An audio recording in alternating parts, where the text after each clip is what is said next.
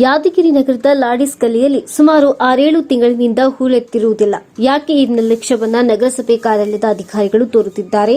ಒಮ್ಮೆ ಸ್ಥಳಕ್ಕೆ ಭೇಟಿ ನೀಡಿ ಕಾರ್ಯವನ್ನ ಪೂರ್ಣ ಮಾಡದೇ ಇದ್ದಲ್ಲಿ ನಗರಸಭೆ ಮುಂದೆ ಉಗ್ರವಾದ ಹೋರಾಟವನ್ನ ಅಂಬೇಡ್ಕರ್ ಸೇವಾ ಸಮಿತಿ ಕರ್ನಾಟಕ ಜಿಲ್ಲಾ ಸಮಿತಿ ಯಾದಗಿರಿ ವತಿಯಿಂದ ಮಾಡಲಾಗುತ್ತದೆ ಎಂದು ರಾಹುಲ್ ಕೊಲ್ಲೂರ್ಕರ್ ಅವರು ಜಿಲ್ಲಾಧ್ಯಕ್ಷರು ಮಾತನಾಡಿದರು.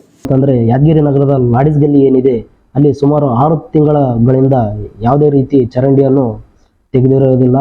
ಅಲ್ಲಿ ಸೊಳ್ಳೆಗಳ ಕಾಟನು ಕೂಡ ವಿಪರೀತವಾಗಿದೆ. ಏನು ಆಗಿದೆ ಅಂತಂದರೆ ಅಲ್ಲಿ ಯಾವುದೇ ರೀತಿ ಚರಂಡಿ ತೆಗೆಯದೇ ಎಷ್ಟು ನಮ್ಮ ನಗರಸಭೆ ನಿರ್ಲಕ್ಷ್ಯ ದೂರಿದೆ ಅಂತಂದರೆ ಅಲ್ಲಿ ಪೂರ ಅದು ನೋಡಿದರೆ ಸ್ಮೆಲ್ ಅವು ಪೂರ ಏರಿಯಾನೇ ಸ್ಮೆಲ್. ಅಷ್ಟು ಗಲೀಜಿನಲ್ಲಿ ಸಾರ್ವಜನಿಕರು ಯಾವ ರೀತಿಯಲ್ಲಿ ಜೀವನ ಸಾಗಿಸುತ್ತಿದ್ದಾರೆ ಎಂಬುದೇ ಪ್ರಶ್ನೆಯಾಗಿದೆ. ಏನು ನಗರಸಭೆ ಪೌರಾಯುಕ್ತರು ಸ್ಪಾಟಿಗೆ ಹೋಗಿಸಿಂದ ಅಲ್ಲಿ ಪರಿಶೀಲನೆ ಮಾಡಿ ಅಲ್ಲಿದ್ದ ಒಳ್ಳುಗಳನ್ನು ಎತ್ತಿಸಿ ಏನು ಫಾಗಿಂಗ್ ಮಾಡದೆ ಏನು ಬ್ಲೀಚಿಂಗ್ ಹಾಕದೆಗಿನ